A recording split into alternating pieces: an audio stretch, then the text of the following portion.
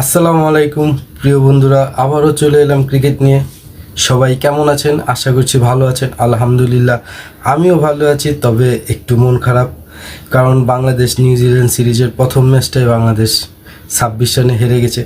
সহজ একটা দল ছিল, সহজ একটা ম্যাচ ছিল, সহজ একটা সমীকরণ, তবুও বাংলাদেশ হেরে যায় 26 রানে। মনটা তো একটু খারাপ থাকবেই, যেহেতু আমি বাংলাদেশের একটা বিশাল ফ্যান। যাই হোক, ম্যাচ হারার পর আফিফ হোসেন ধ্রুব এবং মেহেদী হাসান মিরাজকে অনেক সমালোচনার শিকার হতে হয়েছে, অনেক ট্রোল করা হয়েছে তাদেরকে। তো এই বিষয়টা নিয়ে আমি কিছুক্ষণ পরে কথা বলি। তো বাংলাদেশ ম্যাচ হারার কারণটা যদি ব্যাখ্যা করি, তাহলে প্রথমে নিউজিল্যান্ডের অধিনায়ককে স্বাগতম জানাই এজন্যই যে তিনি টস জিতে ব্যাটিংয়ের সিদ্ধান্ত নেয়। যাই হোক, নিউজিল্যান্ডের ব্যাটসম্যানরা নিকোলস 68 রানের একটা ইনিংস খেলেন, ইয়াং 30 রানের একটা ইনিংস খেলেন, লাথাম এবং আব্বাস 14 রানের একটা ইনিংস খেলেন, ফক্সক্রফট 59 রানের একটা ইনিংস খেলেন এবং স্মিথ 21 রানের একটা ইনিংস খেলেন। তাদের এই ছোট প্রচেষ্টায় নিউজিল্যান্ড মোটামুটি একটা লড়াকু পুঁজি পায়। যদিও বাংলাদেশের জন্য এই পুঁজিটা সহজ একটা সমীকরণ, তো বাংলাদেশ হেরে যায়।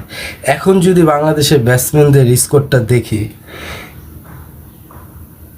দেখা যাচ্ছে যে সাইফ হাসান 76 বলে 57 রানের একটা ইনিংস খেলেছেন। লিটন দাস তিনি 68 রানে 46 রানের একটা ইনিংস খেলেছেন। তহিদ হৃদয় 60 বলে 55 রানের একটা ইনিংস খেলেছেন। আফিফ হোসেন ধ্রুব 49 বলে 27 রানের একটা ইনিংস খেলেছেন। আর অধিনায়ক মেহেদী হাসান মিরাজ 14 বলে 6 রানের একটা ইনিংস খেলেছেন। তো আসলে বাংলাদেশের ব্যাটসম্যানদের স্কোরের দিকে লক্ষ্য করলে দেখা যায় যে বাংলাদেশের ব্যাটসম্যানরা খুব প্রেসারে ছিল। আসলে কি তাই?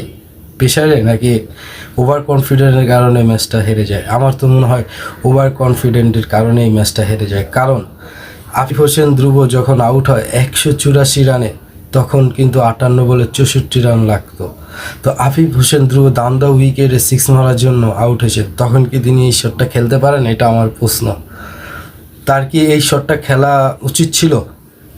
আমার কাছে যেটা মনে হয়, একজন প্রকৃত ব্যাটসম্যান যেহেতু 68 বলে 64 রান দরকার ছিল, তার এই সময় একটা রিক্সি শট খেলা উচিত ছিলই না, মোটেও উচিত হয়নি। তার আরও 5টা ওভার তহিদ হৃদয়ের সাথে ধরে খেলা উচিত ছিল, ম্যাচটাকে এগিয়ে নেওয়া উচিত ছিল। যাই হোক, আফিফ হোসেন ধ্রুব আউট হয়ে গেল। তারপর অধিনায়ক মেহেদী হাসান মিরাজ 194 মাথায় আউট হলেন। তখনও কিন্তু 38 বলে 54 রান লাগে। সহজ একটা সমীকরণ, এটা কিন্তু খুব একটা প্রেশার ছিল না। যাই হোক, মেহেদী হাসান মিরাজ কেন এই সময় স্কুপ শটটি খেলেন, একটা রিক্সি শট খেলেন? তার কি এই শটটাও খেলা উচিত ছিল? এটাও আমার প্রশ্ন। তিনি কি এই শটটা খেলতে পারেন তখন? না, পারেন না।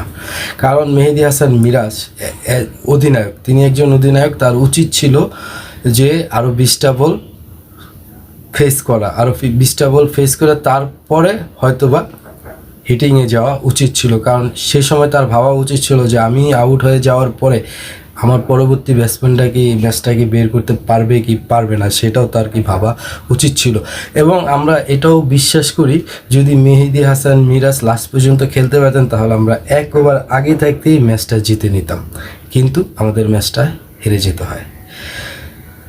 আপনার লাস্ট অফ অল যেটা আপনি বলবেন যে কারণে মেহেদী হাসান মিরাজ এবং আফিফ হোসেন ধ্রুব টোলের শিকার হয়েছেন, এটা হবেই, এটা স্বাভাবিক। কারণ এই দুজনকেই ভালো খেলা উচিত ছিল, গোটা ম্যাচে এই দুজনেই পারফরমেন্স করা উচিত ছিল, অথচ এই দুজনই খারাপ খেললো, ম্যাচটাকে হারালো। যেখানে আফিফ হোসেন ধ্রুব সুযোগই পায় না দলে, একটা সুযোগ পেয়েছিল, একটা ম্যাচ জেতানো ইনিংস খেলারও সুযোগ ছিল তার পক্ষে, কিন্তু ম্যাচটা হেরে গেল। একটা ফালতু একটা শট খেলতে গিয়ে, রিক্সি একটা শট খেলতে গিয়ে ম্যাচটাকে ডুবিয়ে দিল। অধিনায়ক মেহেদী হাসান মিরাজ নতুন ক্যাপ্টেন, তারও উচিত ছিল ম্যাচটা ধরে রাখা এবং ম্যাচ জিতিয়ে মাঠ ছাড়া। কিন্তু কি হলো, তার ভুলের কারণেই ম্যাচটা হেরে গেলাম।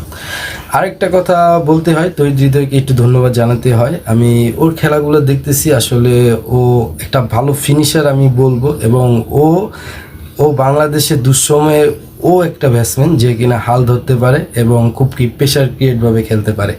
তো আমার চোখে যেটা হয়েছে এই ম্যাচটা বাংলাদেশ ওভার কনফিডেন্টের জন্য ম্যাচটা হেরে গেছে। আর কিছু করার না, একটু প্রেশার নেওয়া উচিত ছিল আফিফ হোসেন ধ্রুব এবং মেহেদী হাসান মিরাজকে, একটু ধরে খেলা উচিত ছিল।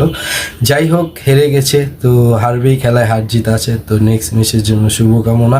ইনশাল্লাহ আগামী 2টা ম্যাচ জিতবো এবং আমরা এই সিরিজটা জিতবো। তো আল্লাহ হাফেজ, বাই বাই, টাটা, দেখা হবে পরবর্তী ভিডিও নিয়ে।